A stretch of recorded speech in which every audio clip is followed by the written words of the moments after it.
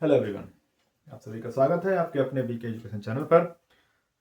आज हम class 12th के मोललता से कुछ रिलेटेड क्वेश्चंस की बात करेंगे, क्योंकि इसके पिछले वाले वीडियो में हमने किसके बारे में बात किया था, मोलरता के बारे में, है ना, मोलैलिटी के बारे में। आज हम बात करेंगे मोललता के बारे में, जिसे हम मोलैलिटी कहते हैं, है ना। तो चलिए क्वेश्चंस की बात करते हैं, क्योंकि क्वेश्चन बहुत ज्यादा पूछे जाते हैं। चलिए, आपको क्वेश्चन दिए गए हैं, विलयन की मोललता क्या करना है, विलयन की मोललता की गणना करनी है। जबकि क्या दिया गया है, विलायक का मान दे रखा है 440 ग्राम, 20 ग्राम दे रखा है सोडियम हाइड्रोक्साइड, जो कि विलेय का वाली वैल्यू है, आपको दिया गया है। और आपको कैलकुलेट करना है क्या, मोललता। क्या निकालनी है, मोललता निकालनी है।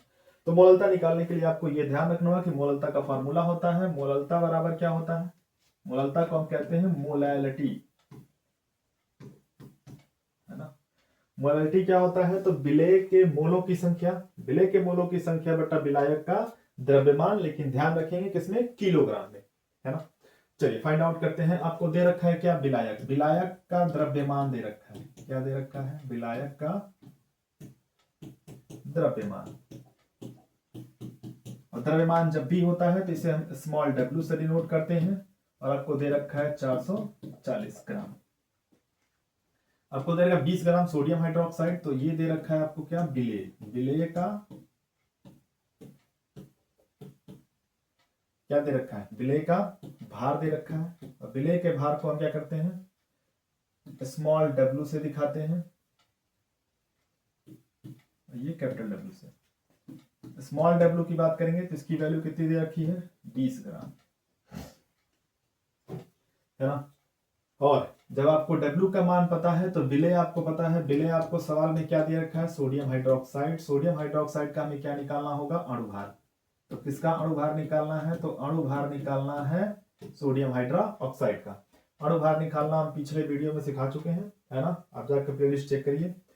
सोडियम हाइड्रोक्साइड का जब अणुभार निकालना होगा तो सोडियम 1 मोल है, देखिए सोडियम 1 मोल, और 1 मोल सोडियम के लिए क्या करेंगे, 1 का मल्टीप्लाई करेंगे 23 से, प्लस ऑक्सीजन 1 मोल, ऑक्सीजन का जो होता है वो 16, और हाइड्रोजन 1 मोल, हाइड्रोजन का होता है 1, ऐड करिए,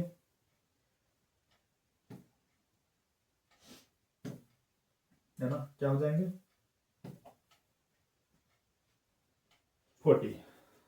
तो ये किसकी वैल्यू मिली, ये जो था ये स्मॉल m की वैल्यू मिली, है ना। तो आपके सारे वैल्यू आपको फाइंड आउट हो गए हैं। आप क्या करेंगे, उसी फॉर्मूले में पुट करेंगे। तो मोललता इक्वल टू क्या होता है, मोललता विलेय के मोलों की संख्या। तो विलेय के मोलों की संख्या जब ज्ञात करना हो तो स्मॉल w क्या होते हैं, small w upon small m into capital W।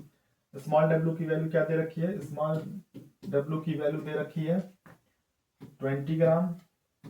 Small m की वैल्यू आपने क्या फाइंड आउट किया, 40, और इसका w का मान, कैपिटल W का मान आपने क्या फाइंड आउट किया, 44। लेकिन 44 किस में आपने लिया है, ग्राम में, वैसे किस में लेना है, किलोग्राम में। तो 1000 से डिवाइड करेंगे, वो 1000 कहाँ ऊपर चले जाएंगे, और आप कट करेंगे 0 से, ये 0 कैंसिल हुआ। जब इसको आप सॉल्व करेंगे, 4 5 20, जब इसको सॉल्व करेंगे तो आपको मिलेगा 1.13 मोल, यही आंसर, है ना। तो एक बार इसको आप जरूर लगाने की कोशिश करेंगे, क्योंकि जो सवाल पेपर में आते हैं वो बिल्कुल फार्मूला बेस्ड क्वेश्चंस आते हैं, जिसको आपको वैल्यू को सिर्फ फार्मूला पे पुट कर देना होता है ना। चलिए नेक्स्ट आपको हम होमवर्क देते हैं, जो आप इसको सॉल्व करेंगे और खुद से कोशिश करेंगे। सेम प्रोसेस, आपको क्या फाइंड आउट करना है, आपको फाइंड आउट करना है कि विलयन की मोललता क्या है। मोललता मतलब मोलैलिटी आपको फाइंड आउट करनी है। फॉर्मूला सेम है, मोलैलिटी इक्वल टू विलेय के मोलों की संख्या या number of moles of solute upon क्या होगा, number of value of solvent, है ना। आपको फिर इसी फॉर्मूले पे क्या करना है, फाइंड आउट कर देना है क्वेश्चन सॉल्व करके, और आप आंसर बताएंगे। नेक्स्ट ऐसे ही कुछ सवाल जो होंगे वो छोटे छोटे आपको सवाल दिए जाएंगे, वो आप चैनल को सब्सक्राइब कर लें, जिससे आप क्या हो, लेटेस्ट न्यूज को प्राप्त करते रहें, है ना।